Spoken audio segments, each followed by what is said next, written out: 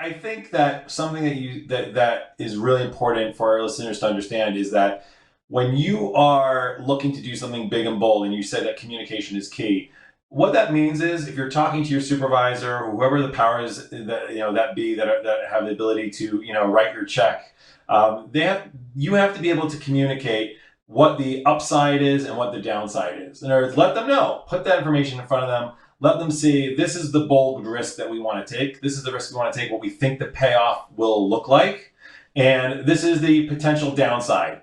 And sometimes the potential downside is, not as scary as someone may initially think, because the moment you put it to words, someone goes, "Oh, okay, really, that's really just the downside. Okay, we can manage that kind of risk." And sometimes it's a little bit scarier. The idea of like a newspaper writing that this is the death knell of the cancer research organization because you've teamed up with a conservative radio disc jockey, that might be a little bit more serious. But whatever it is, you need to lay the cards on the table and say, this is the thought process, this is why and be passionate about it. Make your case. Say, this is why I want to do it.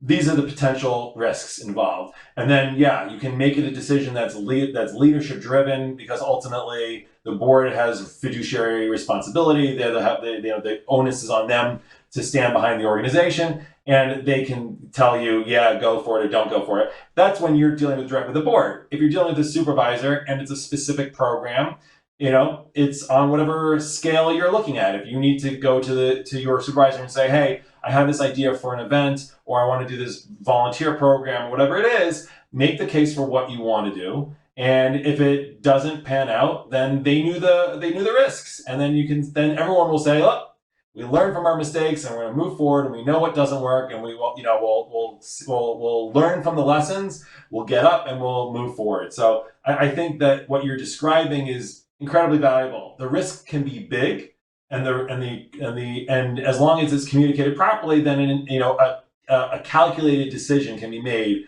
on whether or not that risk is worth it for the organization. Obviously, if you're a loose cannon and you're just doing things, then that's not responsible. You're not playing your role as a professional. But risk is inherent for any real growth, and I think from the stories that you've described, that's clear.